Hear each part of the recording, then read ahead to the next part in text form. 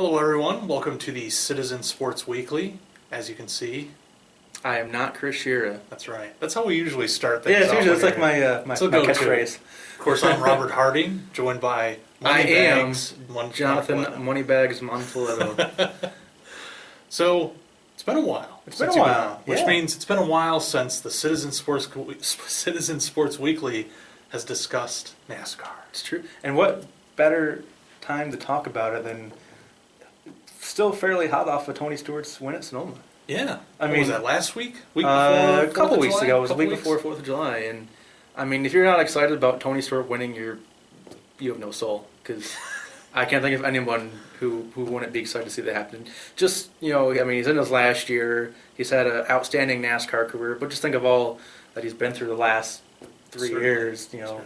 Sidelined by a couple of injuries in between. He had the incident at Canandaigua with Kevin Ward. And with the win, and actually, even though he crashed out at Daytona, was able to gain enough points. He's in the top 30. At this point, he's in the chase. Yeah, that's great.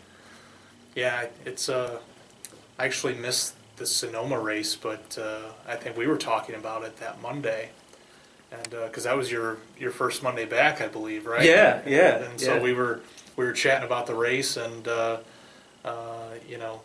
just what a great moment that was. And it was kind of like an old-fashioned racing It win, really was. the way he pulled that out. Yeah, because Denny Hamlin kind of bumped him in turn 7 at Sonoma, took the lead, and I listened to the race on the radio with about 20 laps to go, right about the when Tony Stewart had taken the lead. I'm like, come on, Tony, and Denny Hamlin passes. I'm like, Denny, what are you doing? How can you do this? And then, sure enough, smoke being smoke, bumps him in turn 11 and takes the win. So Loved it. So, it's something you don't see a lot of in racing day, because that sure. Thin-skinned drivers that we have in the circuit now, and just the way some of the rules are, that if you do it too hard, well, you might get your wrist slapped. You bring up a good point, because that's one thing I really admire about the way they both handled the race. They bumped each other, but just a bump, just enough to move them out of the way. Didn't wreck anybody, spin anybody, or anything like that. So it's just a positioning battle. Sure. And, hey, it's fun. It's entertaining. And I mean, you kind of called it an old-fashioned, but really on the road courses, that seems to be kind of a newer thing. I mean, I think the last, maybe 3, 4, 5 years or so, you're seeing more exciting racing like that at road courses. And I'm not quite sure how to explain it. I think one thing, the regular NASCAR drivers are just adapting more to the road courses and realizing that this isn't just a necessary evil, that they have to be good at them, especially with the implications of the chase. Right. I can remember back in the 90s, you'd see Mark Martin or Jeff Gordon or even Tony Stewart get into the lead, and that was the race. They'd win by 5, 6 seconds, because those were the guys that, it used to be there were a handful of guys that they were road course experts, and you'd even have guys like Ron Fellows and Boris Head coming in. But nowadays, I mean, really all 40 drivers that are out there know what they're doing around the road course. So and I think that's producing more exciting racing. Yeah, and you mentioned the chase, and I mean I remember talking to Kyle Petty last year, because he was working with NBC, Sure. Calling, and this was before the Cheese at 355, I think Right, they're calling yeah, it these days, and one of the things he brought up is the Watkins Glen race and its proximity to the chase, and the fact that it plays such a big role, even though it's not part of the chase.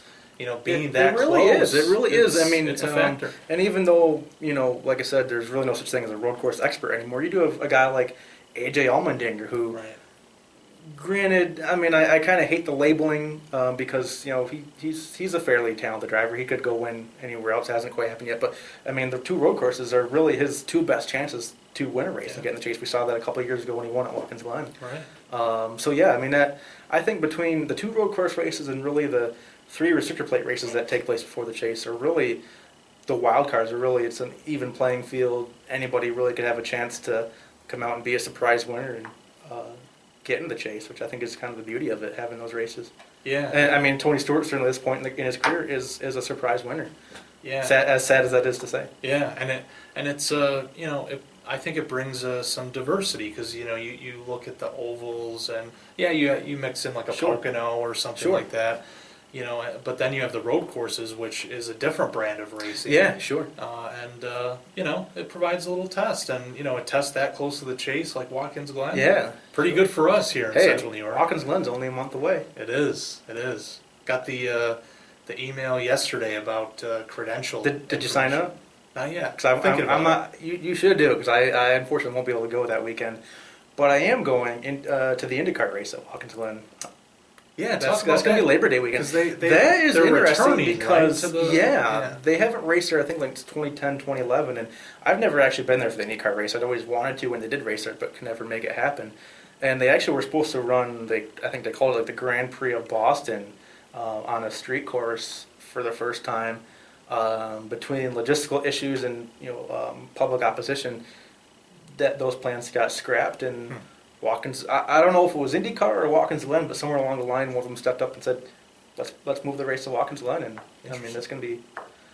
And I went to the Indy 500, at the end of May, right, so I'm excited to go see the IndyCar guys in action again. Yeah, right, yeah. So. Anything else that you want to cover in terms of NASCAR before we shift to the other obvious topic we usually talk about? A couple of things. Okay. And for one, I'm going to make a prediction about the chase, as we're talking about Tony Stewart. Fantastic. I think he'll make the chase. I don't see him falling out of the top 30 once he's in there. But if you're betting on the chase or filling out the chase grids like we do, Tony Stewart will not have a season like Kyle Busch did last year. I mean, there's been a lot of parallels between, they both had out with a leg injury or bout with injuries, and actually they both won at Sonoma. They had to get in the top 30. I don't see him going on and win the championship. As much as I would love to see him do it, I don't see him doing it. But I also don't see him pulling a Jeff Gordon and even making the Final Four in his last season. I would love to see that, and maybe Tony will prove us all wrong. But I just don't see it happening. So I know it's early, but if you're filling out a chase grid, I'd say have him going in the next round, that round of 12. But after that, that's probably about it. Yeah. Again, I hope he proves us wrong. Yeah.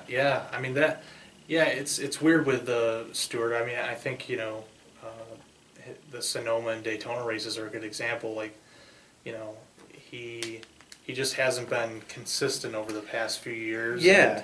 And, I mean, going into one thing about the chase is that you need consistency. Sure. You can't have, if you get a win, great, but Yeah, and that's the thing. Yeah, especially with the way this new system. I say new; it's in its third year. The rounds are broken up into 3 races. If you win one of those 3 races, you automatically move on to the next round. But like we saw with Jimmy Johnson last year at the third race at Dover, he had some kind of mechanical issue. Mm-hmm. Even though he'd probably run top 10 the first 2 races, that took him right out. He was out. Yeah. So you could really, it's not like the old way where the 10 races ran together. And we've seen it happen with Jimmy Johnson before, where he might have had a bad race the first race, but get back on track and end up winning the championship. Can't happen anymore. Yeah. The semi-bracket style system, the segments, that they do really adds, importance to all the races. Yeah, really. Instead of saying, if I have a bad week this week, I can always bounce back next, or, I had a few good weeks, so, if something bad happens here. No, not in this. I mean, if you unless you win, you can't afford to have a bad week. Right. So don't make Matt Kenseth mad. And another thing while we're talking about racing, as much as I love NASCAR and we're talking about it, go and support your local dirt track this summer. Weed Sports got some great events going on. Rolling Wheels is up in the air with the change of ownership, so I don't know what's going on there, but I mean, you got Weed Sport. We talked about Canandaigua, Fulton, Brewerton. I was at Weed Sport on July 4th, actually, for the Sportsman Classic. Right. Great show. I mean, it's literally side-by-side racing for the lead over about the last 20 laps. I mean, you can't beat that. That's pretty good. And, Yeah. You excited for the new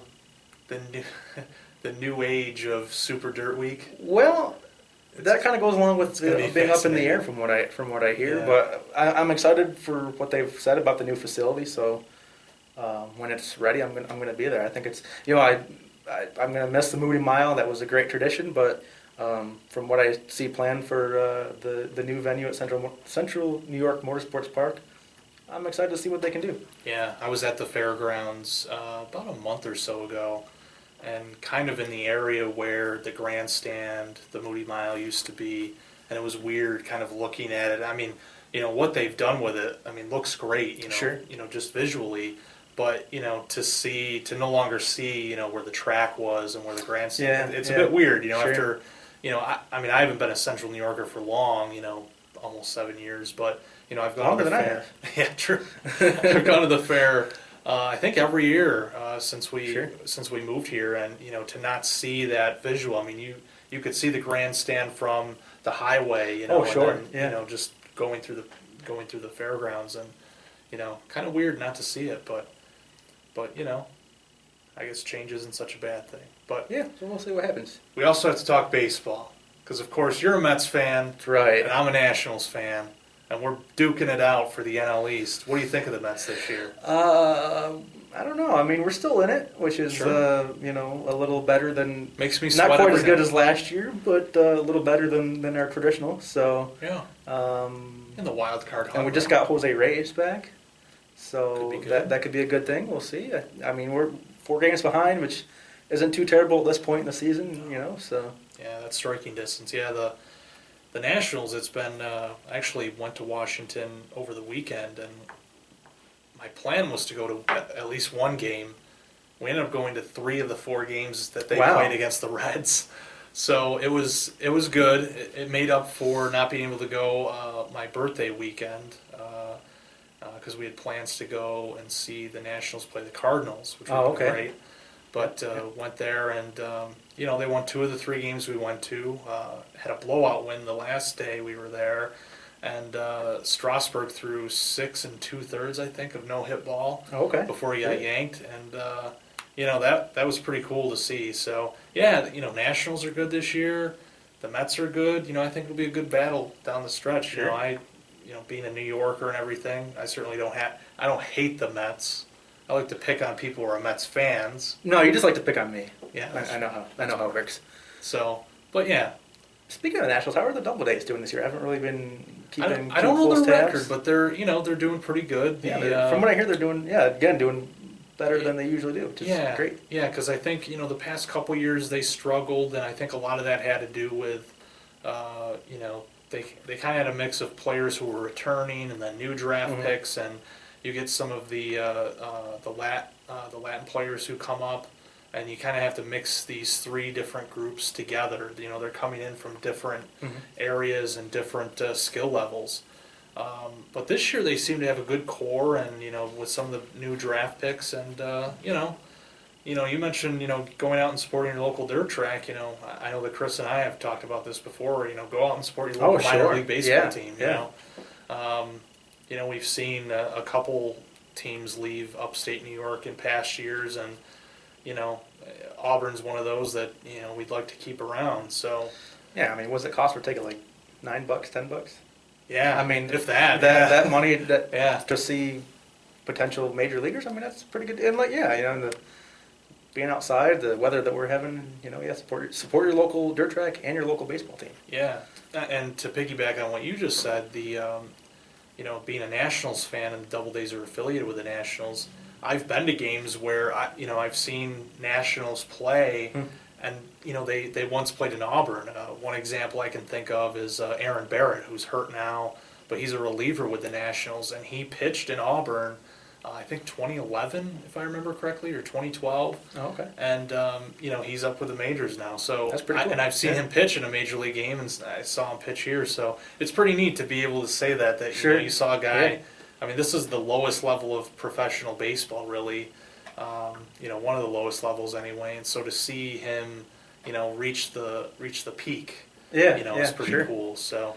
Well, Moneybags, it's been good to have you on. I'm sure you'll be on again because Chris is off like the whole month of July. Chris has decided to take a sabbatical in July. So this week, obviously, Jonathan joined us, and he may join us at least 1 or 2 more times, depending on Chris's schedule. So, we'll have to talk more racing, more baseball, maybe even football. Yeah, when do the schedules come out? Are they schedules are out? Oh, they are out. Training camp See, starts. I've had my own turn of being out, so I guess I missed that. That's right. Yeah. So it's been good having you on. Yeah, thanks for having me. Yeah. I appreciate it. And so we'll be back next week. Maybe Chris will be here. I don't know if Moneybags will be here. I don't know who's going to be joining me to host the show, but we'll figure it out. Until then, watch the video, and we'll see you next week.